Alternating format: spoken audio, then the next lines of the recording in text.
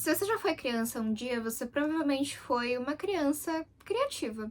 Enquanto você brincava de pega-pega, esconde-esconde, Barbie, Hot Wheels, você provavelmente inventava mil histórias na sua cabeça e com certeza alguma dessas histórias envolvia personagens doidos, como piratas, fadas, pássaros voadores com submarinos, muito específico. Talvez você brigasse com os seus amigos para ver quem iria ser o personagem X daquele desenho. Eu brigava para ser a Sam das Três Espiões Demais, eu brigava. E talvez, em algum momento, pode ser que essa sua criatividade infantil tenha se convertido em algum talento artístico.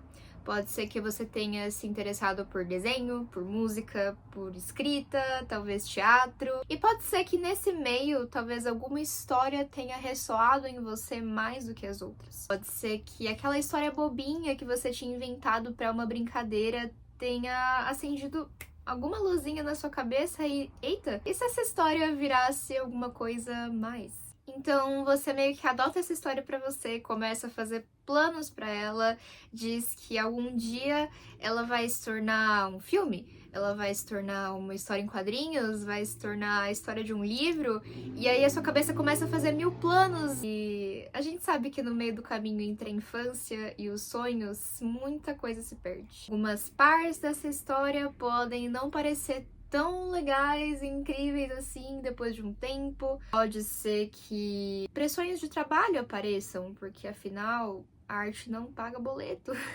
E de repente histórias muito melhores de pessoas muito melhores que você começam a aparecer e você percebe que você não é tão extraordinário assim.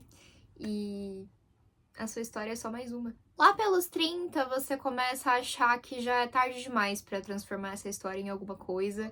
Afinal de contas, você já tá atrasado na vida. E desse jeito ela vai sendo jogada de escanteio e ficando bem naquele cantinho da sua cabeça que você prefere não pensar muito sobre. Desse jeito, pouco a pouco, as suas histórias vão sendo enterradas junto com você, junto com os seus sonhos e as suas expectativas. E é assim que a gente desiste das nossas histórias. Esse não é o tipo de início que você pensava que ia ter quando clicou nesse vídeo, né? Na verdade, eu só quis falar tudo isso nesse início porque eu sei que isso é o que pode acontecer com a grande maioria das pessoas. É muito mais comum você ouvir histórias de pessoas que abandonaram sonhos de carreira, abandonaram projetos autorais e mais pessoais porque não conseguiram acreditar nelas, não conseguiram levar elas mais a fundo e se perderam no meio das síndromes de impostores e autocríticas da vida. Eu fico com um aperto no coração de saber que tantas pessoas vão deixar histórias incríveis passarem por N motivos e talvez cheguem à idade adulta ou à idade mais velhas com ressentimentos. Então, esse vídeo vai ser uma mistura do meu relato pessoal, escrevendo uma história há 10 anos, junto com alguns aprendizados e dicas para você que talvez também tenha uma história guardada aí no seu coração desde pequeno, desde pequena, mas por algum motivo não deu sequência, deixou ela morrer e talvez enterre ela junto com você. Não queremos isso. Eu espero de coração que isso seja útil para alguém. Se você não me conhece, meu nome é Juliana, eu sou ilustradora, quadrinista e animadora 2D. Eu me formei em animação no ano passado e atualmente eu trabalho numa editora de quadrinhos chamada Kraz Studio.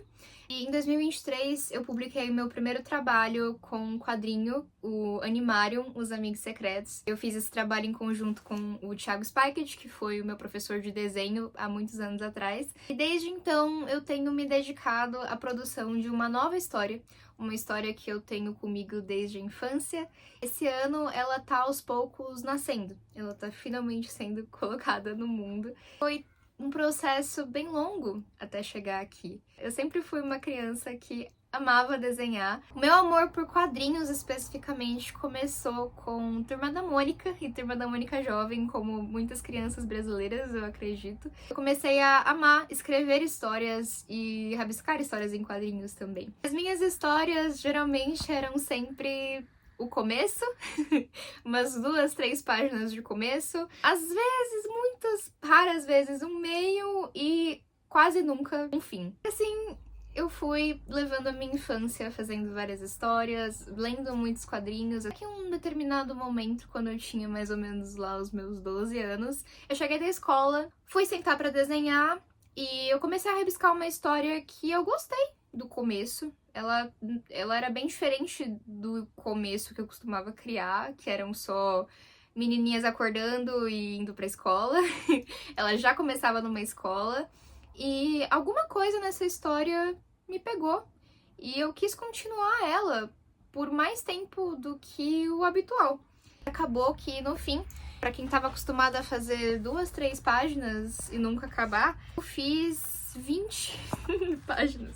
Essa é a versão original que eu tenho guardado da história. E eu gostei tanto dessa história que eu comecei a levar pra escola, contar pra todos os meus amigos sobre ela. Vários amigos e amigas me ajudaram a compor personagens dessa história. Alguns começaram a fazer fanarts. E daí, de repente, eu pensei, caramba, talvez isso possa virar algo maior algum dia. Eu quero fazer disso um mangá, eu quero fazer disso um anime, eu quero guardar essa história comigo de alguma forma. Nisso eu já tinha lá os meus 14, quase 15 anos, e entrou a fase que a gente começa a se distanciar um pouco dos nossos sonhos de infância, como eu disse na introdução do vídeo, por conta de pressões como vestibular, trabalho, escola, faculdade, e aí a história foi aos poucos sendo enterrada de novo, mas ela nunca saiu de mim. Eu sempre continuei pensando com muito carinho nesses personagens. Uns anos depois, quando eu já tinha entrado na faculdade de animação, eu trombei com o Thiago na Liberdade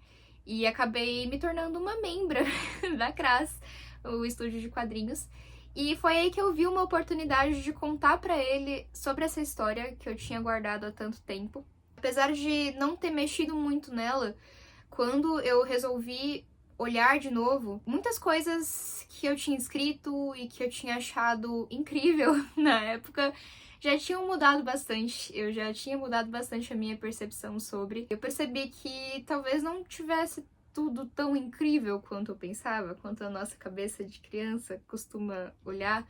E eu decidi fazer algumas mudanças nela e algumas adaptações antes de mostrar pro Thiago de fato.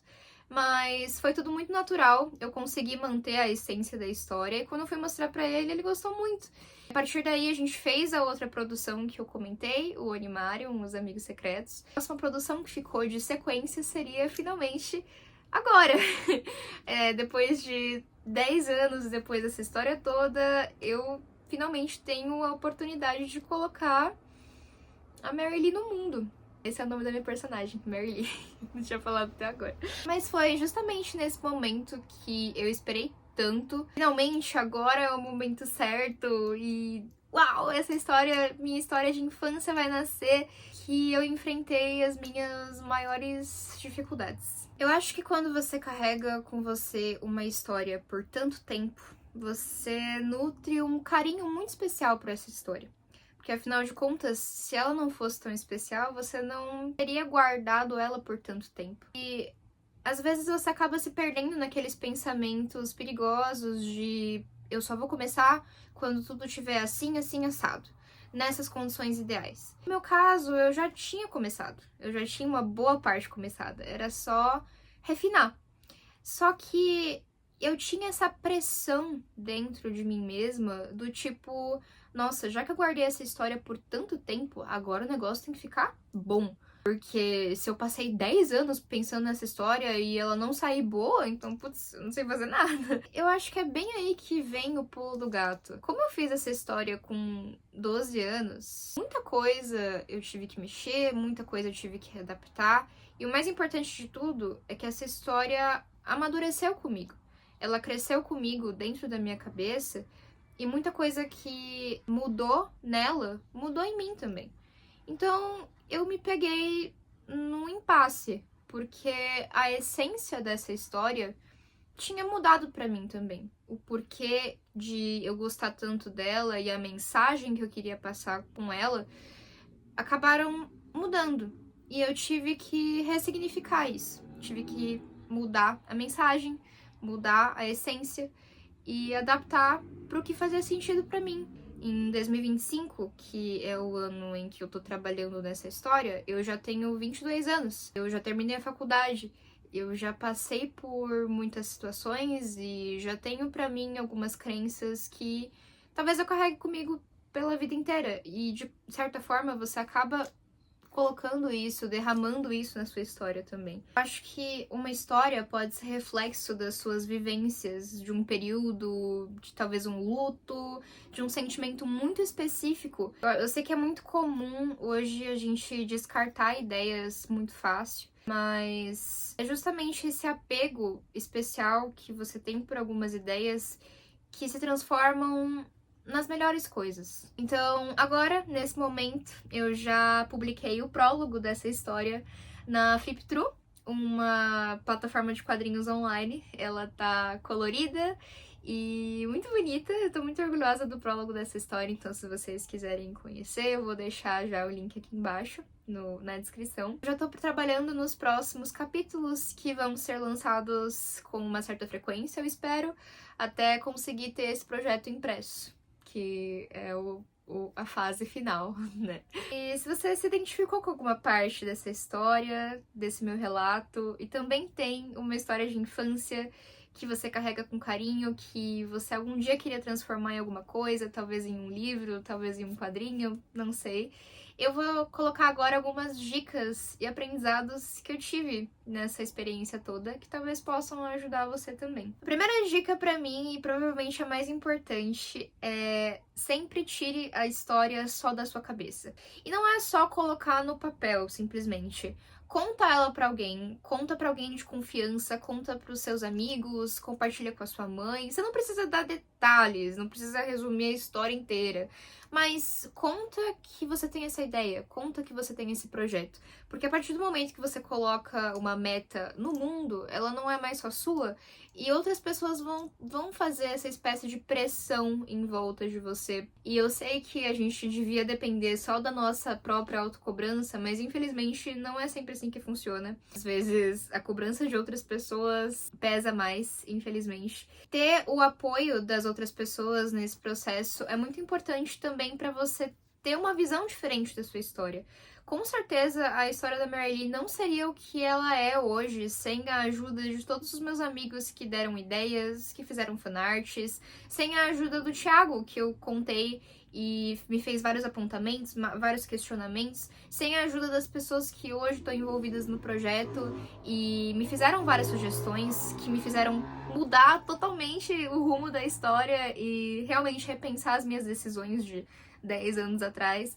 Então, outra dica é sempre seja aberto às críticas e a mudanças, porque a sua história não vai ser linear, você vai precisar mexer nela, você vai ter que ser bem desapegado a algumas coisas. Você provavelmente vai ouvir críticas, ok? Nem todo mundo vai gostar da sua história. E é normal, a sua história não foi feita pra agradar todo mundo, mas é aquela coisa, se você agradar uma pessoa, eu acho que isso já tá mais do que suficiente. O lance é a gente focar no copo meio cheio e não no copo meio vazio, sabe? A segunda dica que ficou muito na minha cabeça é que a sua história ela não precisa ser extraordinária.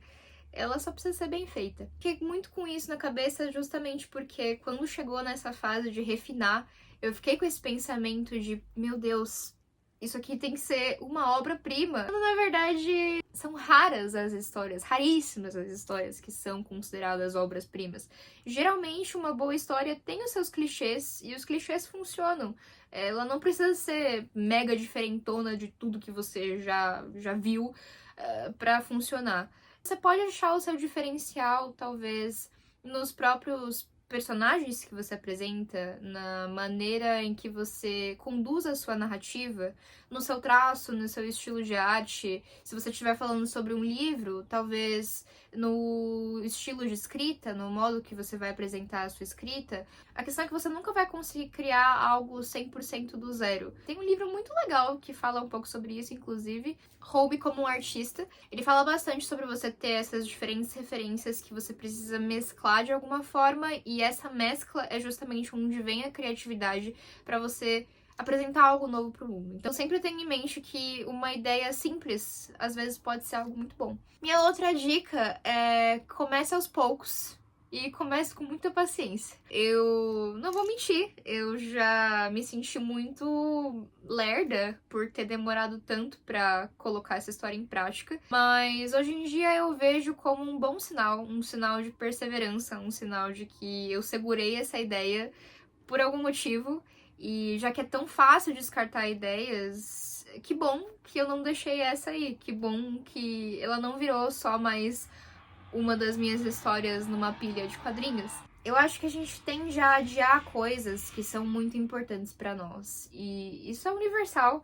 A gente tende a esperar muito por aquele famoso momento perfeito e ele nunca chega. Nunca existe um momento perfeito pra nada. Se no seu momento de vida o que você pode fazer pra manter essa sua história viva é pensar nela, então pensa nela. Pensa nela antes de dormir. Se o que você pode fazer é um desenho por dia dos seus personagens, ou então uma média de 20 palavras que seja pra escrever o seu livro, então faz isso. Começa com pequenas metas. Começa com um pouquinho por dia. É melhor do que você não tá fazendo nada pra tirar essa história da inércia. E outra dica, se você acha que o seu projeto inicial é grande demais, começa por algum outro projeto menor. No caso, eu preferi adiar um pouco, começar a Mary Lee, para fazer outro projeto que foi o Animarium e que me trouxe muitos aprendizados e muitas coisas que com certeza eu não estaria pronta para colocar em prática se eu tivesse feito a Merli de uma vez. Eu coloquei um outro projeto na frente para ter a experiência e para adquirir o meu conhecimento que me faria ter mais confiança para começar o projeto principal. Então, se você tá pensando em escrever um livro, talvez começar a escrever contos primeiro possa te ajudar, você ter mais confiança na sua escrita. Outra dica que pode parecer um pouco contraditória pelas coisas que eu falei tenha um pouco de apego às suas ideias. Eu sei que eu disse que é normal você descartar ideias e fazer e refazer e mudar, e realmente é normal mesmo. Mas começa a se policiar pra ver se você não tá descartando ideias cedo demais. Eu acho que às vezes a gente tem ideias muito boas que a gente tem medo de colocar em prática e começa a colocar empecilhos pra não fazer. Às vezes a gente tem uma ideia de uma história ótima, incrível, mas talvez ela esteja fora da sua zona de conforto, narrativamente falando, e acaba deixando essa ideia descartada, né? Joga pra escanteio, deixa ali no cantinho da cabeça que você não quer pensar sobre. Quando você estiver nesse processo de ter ideias, escolher ideias para histórias, tenha em mente que tá tudo bem você descartar, mas toma cuidado com o quanto de empecilho você tá colocando pra descartar essa ideia logo de cara. É muito uma questão de você pensar que a ideia inicial, a ideia crua, nunca vai ser boa. Você precisa lapidar como se fosse um diamante até ela ficar realmente bonita, bem feita. E eu acho que a última, mas não menos importante, dica que eu tenho sobre esse assunto, tenha em mente o seu porquê. Tem uma frase que eu gosto muito, que é de um filósofo bem famoso, não quero dar uma de culto aqui, todo mundo conhece essa frase, eu acho, que é: quem tem um porquê supera qualquer como. Por que você quer seguir com essa história? Por que que ela ressoa tanto em você? Achar o porquê pode ser uma tarefa bastante difícil e, de novo, o seu porquê não precisa ser nada extraordinário. Pode ser que o seu porquê seja satisfazer a sua criança interior. Pode ser que o seu porquê seja querer deixar uma marca, ou ajudar alguém, ou ganhar dinheiro. Muitas vezes o porquê é isso, inclusive. O porquê vai ser essencial nos momentos em que você estiver quase querendo jogar tudo pro alto. Porque vão ter momentos em que você vai querer jogar tudo pro alto. Ter isso com você vai te ajudar a relembrar justamente o porquê você tá fazendo isso. Por que que você tá sofrendo tanto com arte, enfim. Eu acho que se a gente for colocar o porquê do dinheiro, muitas vezes você vai acabar desistindo, tá? No caso, a Merli é uma história muito importante pra mim. Ela é uma parte da Juliana criança que eu não quero deixar. Eu quero dar orgulho para aquela criança cheia de sonhos que queria muito que um dia as pessoas conhecessem a Mary Lee e fizessem fanarts igual os amigos dela estavam fazendo, e que de alguma forma essa mensagem dessa história chegasse e ajudasse alguém. Eu acho que esse é o meu grande porquê. E é por isso que eu tô fazendo esse vídeo, é por isso que eu tô expondo toda essa história, pra tentar trazer vocês a fazerem o mesmo, a trazerem as suas histórias de infância de volta, a não desistirem das suas histórias, a transformá-las em projetos e coisas maiores, porque muita coisa tem potencial. E é isso. Eu espero que esse vídeo tenha ajudado alguém de coração. Eu espero que eu tenha conseguido passar todo o amor que eu tenho por essa história e por contar histórias. E eu espero que você também queira conhecer o projeto da Mary Lee. Eu vou deixar o link aqui embaixo da Flip Through para vocês lerem o prólogo.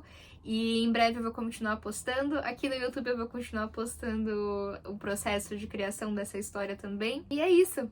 Não desistam das suas histórias. Achem os seus porquês e honre a sua criança interior. É isso. Tchau!